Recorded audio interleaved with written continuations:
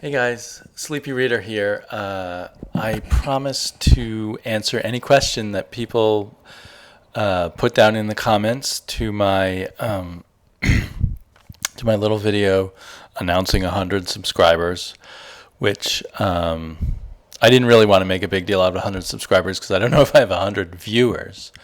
But anyway, I've got over 100 subscribers and I wanted to do something for it. So I asked for questions. This is probably the part one video of me trying to answer those questions. I got a lot of great questions, and I thank you to everyone who took the time to write down some questions. I really appreciate it. They were all quite good. Many of them harder to answer, I think. We'll see. I may struggle with some of them. So I'm going to just do the questions in order, and when I've put in a lot of time here, I'll stop and I'll upload it and then do a second video. So doing the questions in order that they arrived. First questions were from TheTwinTitans, and he asked, or she asked, I assume it's a he, since almost all my viewers are he's, but 6 questions from TheTwinTitans. When did you start collecting comics? And right away, that's a hard question to answer. I could say I started collecting comics 4 months ago. But I've been reading comics for 40 years, I guess. And really, I amassed a bit of a collection. At the time, it was my collection. From ages 8 or 9 till 16, and then stupidly when I was 16, because I wanted more money for gas and to go out with friends and stuff, and I had outgrown comic books, I sold my comic book collection at the time, which had some stuff that now I would be really, really wish I had. And then I kind of did the same thing over again when I was in my early 20s. In college, I started buying a lot of comic books. I had more money then, even though I was a college student, relatively speaking, and I had the freedom to get whatever I wanted. And I amassed a lot of comic books then. And then I got rid of them in various ways in my early 20s. And then in the 90s, I amassed some comic books, and I still have some of those, and some of them I lost, and I can't figure out where I put them. I mean, I have like the complete run of the Marvel Dracula, Tomb of Dracula. What's it called? Yeah. The Gene Colan, Marv Wolfman run. I think it was over 70 issues, and I really loved those, and I sought those out. And I don't know where they've gotten to. But then after some short period during the 90s where I collected them, I again poo-pooed the whole idea of collecting, and I gave away huge amounts of comics. And even recently, less than a year ago, I gave away a large amount of comic books, even to thrift stores and to friends and to just people I met in passing. I really thought that collecting was a dumb idea, and I was a reader of comic books. I've read a huge amount of comic books. It's only recently that I just sort of woke up and realized, well, I'm really sad about all the comic books I don't have, and I'm sad about the comic books that aren't in great shape, and realized that collecting is for me, not about what they're worth, but saving them up for myself because they're a part of me and something that's important to me. So I hope to, for the rest of however many years I've got on Earth, to collect some comic books that have meaning to me and that I care about. That's my sad story. So then the next question from the Twin Titans is, approximately how many comics do you have in your collection? So right now I probably own 600 to 800 comics, I think, probably 700 comics. So a pitifully small amount compared to most older collectors like myself, or even not so old collectors. But that's what it is. So not much of a collection. What's your favorite graphic novel? And I guess I have to say Watchmen. I feel like some of these answers to some of these questions are going to be kind of boring. Watchmen, the most obvious answer. There's lots of other graphic novels that I like a lot. But of the ones that are 100% graphic novel, beginning and end and everything, and not just a collection of a bunch of comic books, I just have to say Watchmen. Who's your favorite writer? And Twin Titans helpfully adds that the Twin Titans helpfully adds that that Grant Morrison is the Twin Titans' favorite writer. And that's who's your favorite writer is really hard for me to answer also, and probably hard for a lot of people to answer. Maybe I just don't have strong, or maybe I'm fickle and I keep changing my mind. So Alan Moore was my favorite writer at one point, going way back. Roy Thomas wrote a lot of the comic books I loved as a kid.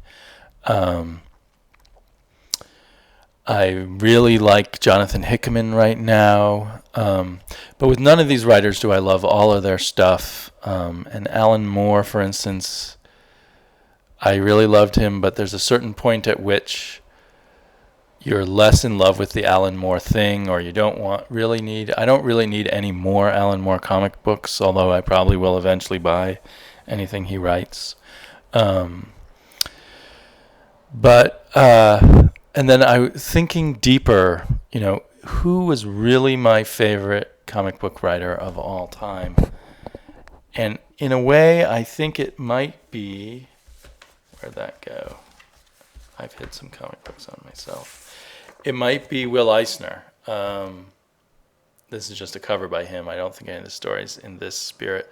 So for those of you who don't know, Will Eisner is the creator of The Spirit, a character from the 40s who had his own newspaper comic book, and pretty universally acclaimed as one of the most innovative comic book artists / writers of all time, and wildly influential. And he produced hundreds and hundreds of stories about the Spirit, and many a lot of other stuff, and there's the Eisner Awards named after him. So he could rank as one of my favorite all-time artists, but I think as a writer who always tried something new and always was playing around with the elements of his story and working in the mode of just 7-page stories, I think that Will Eisner counts as my favorite comic book writer of all time. So after a little thought, I maybe can settle down on a favorite comic book writer of all time. But that was tricky anyway. Who's your favorite artist? And I really can't settle on one favorite artist. On one level, I guess I could just say Jack Kirby. So great, so innovative. Again, it seems like a cop-out, somehow the boring, obvious answer.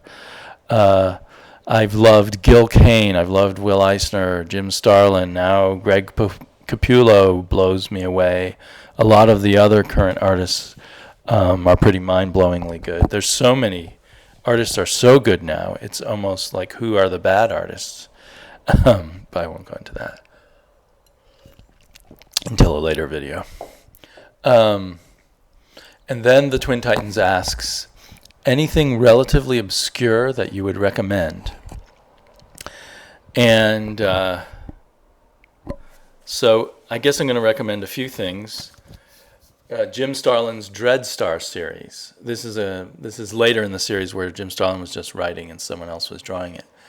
But if you can seek this out, so I had all of them, and now I have to, because I've squandered my collection over and over again, I have to go out and seek out all the early Jim Starlin penciled and written issues. But Jim Starlin, famous for his cosmic stories, I think may have reached his peak in Dreadstar, at least at parts of Dreadstar, although his Warlock series in the 70s for Marvel is also a great peak. So I would look for Dreadstar, and probably you can find it pretty cheaply when you can find it, because probably no one cares about it. And there's some graphic novels, and I think they're out of print. And way under here, under my pile, I have another obscure little back issue thing that you might want to look for, that I recommend anyway, which is Time Breakers, which was written by Rachel Pollack, art by Chris Weston. It was a limited series. Here it says 5 of 5. I want to say it went on for more issues, but maybe it was just 5 issues. It was this Helix imprint was another DC imprint like Vertigo, but it was focused on just science fiction. And they tried to bring out a lot of work written by people who were, prose science fiction writers, and bring them into comics. And Rachel Pollack was one of them. She also did the Doom Patrol and I think several other Vertigo type of comics. But Time Breakers was a lot of fun, great art. 5 issues. I'm sure that you can pick it up for almost no money. Yeah, here, that's the thing. It said 5 of 5, but then it continued. Here's 2 of 6. So something's confusing about that. I have to look up into that. Were there 2 Time Breaker series, or did they just think it was going to be 6 issues and then they cut it off at 5? Anywho, that's well worth looking for. The only thing I think from the Helix imprint that made it was Warren Ellis's Transmetropolitan, which then, when Helix folded, went into Vertigo. And that's funny because they hired all these science fiction writers, but he was a comic book writer, and he was more successful than they were. While I'm at it, another interesting but more problematic Helix series was called Vermilion. And this was by a science fiction writer named Lucius Shepard, who is a really, really intense short story writer. But he didn't quite make it work in comics. But it's a really interesting failure, I'd say. A really bizarre science fiction creation. And maybe if he'd got to go on longer, he might have got his act together more, and that might have been even more interesting. Okay. Now I'm going to move on to questions from howlermouse. Howlermouse asks, what was your first comic? I guess I just put that down here. Let's see.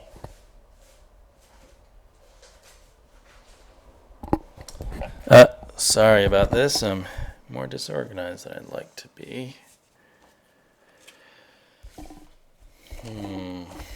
Well, howlermouse, my first comic was The Avengers 93. And where did I put that? I have a reprint of it. I don't own a copy of it. I probably should seek out a copy of it. Here it is. Here's the reprint. Was it Avengers 93? Yeah, Avengers 93. It was art by Neil Adams, script by Roy Thomas. There it is over here. That's the cover. They don't reprint the cover in full. It had an incredible story. It was a double-size issue. Had an incredible story where Ant-Man goes inside the Vision to fix him, and that was incredibly cool. And it also was the beginning of the Kree-Skrull War. So looking back on it, pretty amazing that this was the first comic I ever read. Beautiful artwork. If you haven't read the Kree-Skrull War, the original Kree-Skrull War, it's really worth it, both for the artwork and the story. Although full of all kinds of funny, hippie, 60s, 70s kind of dialogue for the superheroes, with references to songs and all of that. The second comic book I ever got, what the hell, was Captain America and the Falcon 149, featuring Batroc and Batroc's Brigade. And at the end, and it involves stealing children, I believe, kidnapping of children for the Stranger. And the third comic I ever bought, which is this one I actually own the original copy, Conan the Barbarian, number 25. which I guess I already showed off in another video. So you can see how I remember the comic books that I read, or at least way back when, the comic books from a long time ago. Howler Mouse's second question is, what is my favorite character? And that's really impossible for me to answer. The first thing that popped into my head, though, was Ben Grimm from the Fantastic Four. And I'm thinking of the Stan Lee Jack Kirby Ben Grimm. And the Ben Grimms shortly following that, because they still stuck very close to the way Stan Lee did Ben Grimm. But he's just a classic character, and there just seems to be no other that pulls off what he does. You gotta love him. But he was never as good in his, solo Marvel 2-in-1 or The Thing solo books. He needed to be in the Fantastic Four to be really great. Orion is also a great character. Daredevil became my favorite, greatest character under Frank Miller. For some reason, I have a huge affection for Captain America. But I think I like the 70s Captain America when he was doubting himself and all of that. But there's something about Captain America, the go-getter, the kind of the pure superhero for me. And then Howler Mouse also mentions, giving a brief biography of your collecting history. I've given a very brief one. But he talks about how there was a whole series of videos that a bunch of the people in the comic book community did about 1.5 years ago, he says, where they talked about collecting and their life experiences. And he was suggesting that some of us newer guys to the community do those too. And I would like to do something like that, although some of it will repeat material I've already said in some other videos. But I do plan to do that in the future, Howler Mouse. Poetskinny asks a very germane or very interesting question that's hard to answer. He asks, what effect do you think digital comics will have on the comic book world 10, 20 years from now?